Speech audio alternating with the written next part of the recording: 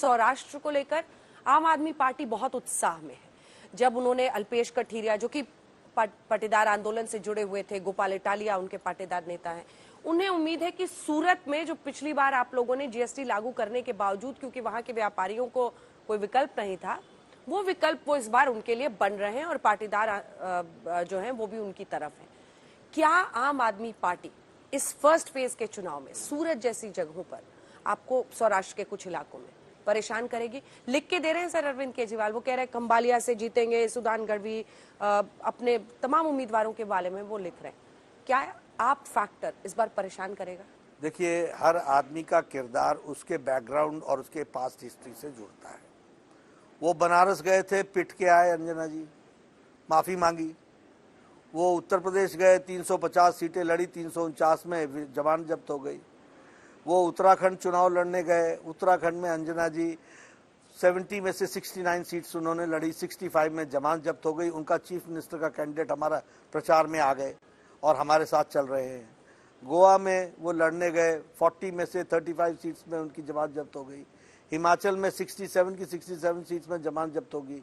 और यहाँ भी ये आप देखिए ना, उन्होंने तो कहा था कि आप में हम सरकार बना रहे हैं उत्तराखंड में। क्या हुआ? उन्होंने कहा हम सरकार बना रहे हैं गोवा में। क्या हुआ? They will prove to be non starter in Gujarat. और ये जो कागजों पे लिख के देते हैं ना, ये वो देते हैं जिनको अपने ऊपर भी विश्वास नहीं होता। ये सिर्फ धोखा देने के लिए, जनता को बरगलाने के लिए, जनता को गुमराह करने के लिए। और क्रेडिबिलिटी कितनी रही है उनकी? दिल्ली और पंजाब में तो हुआ ना सर। दिल्ली और पंजाब में भारतीय जनता पार्टी के साथ मुलाकात नहीं हुई। कांग्रेस पार्टी ने जिस तरीके से उनका साथ दिया वो आपके सामने है। और अगला चुनाव आप पंजाब में लड़ करके देखिएगा, मैं आपको बताता हूं, Bharatiya Janata party hands down जीत करके आएगी। अगला चुनाव भी आप कह रहे हैं बीजेपी? जी बिल्कुल। हम देखिए, हम लोगों ने वहां पर हम 23 सीटों पर लड़ते थे। 114 या 114 सीटें हैं शायद, 114 सीट्स हैं, उसमें से हम 23 सीटें लड़ते थे, शहर में लड़ते थे।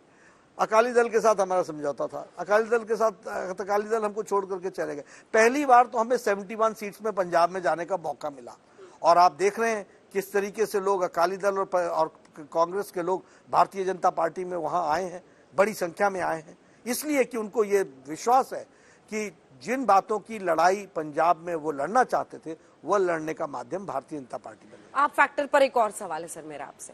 देखिए, इस बार पहली बार वो सभी 182 एक सीट, क्योंकि वो उनके जो उम्मीदवार थे वो बैकआउट कर गए, उस पर भी आरोप यही है कि बीजेपी वालों ने ये कर दिया।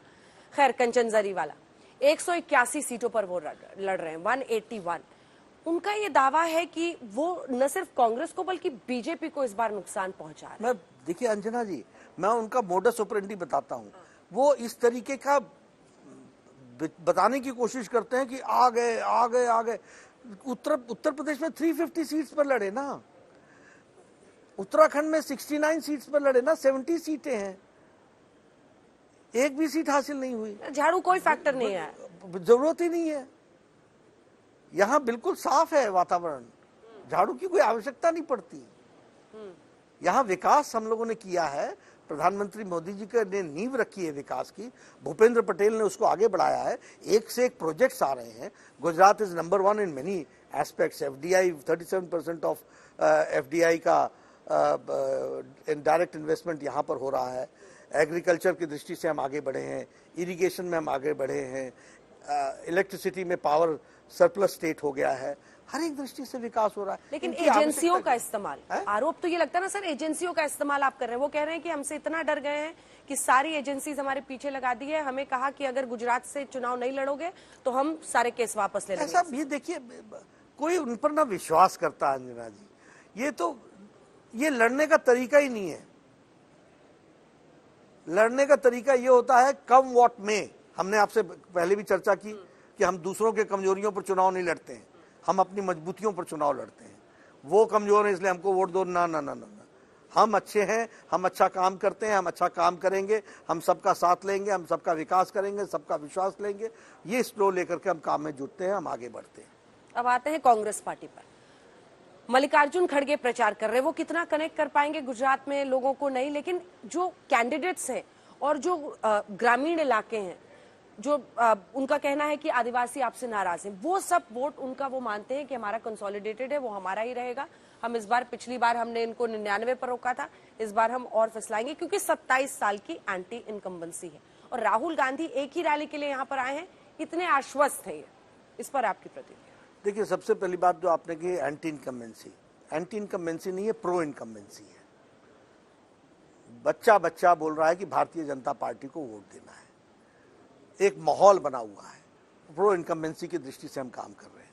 दूसरी बात, ये लोग सो के जागते हैं। मंजना जी, मैंने पहली बार कहा कि जिस दिन कोड ऑफ कंडक्ट लगता है उस दिन ये चुनाव लड़ने आते हैं। आपने कुछ कहा फसली बटेरे। मैंने कहा ये फसली बटेर हैं।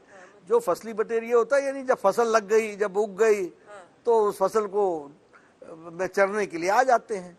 इनको पता ही नहीं चलता है कि कौन सी नस्ल की फसल लगी है, कौन से बीज लगे हैं, कैसे कैसे फसल उगाई गई है, कैसे किसान ने मेहनत की है, और ये सोचते हैं कि ये उसके मालिक बन बैठेंगे। ऐसा होता नहीं।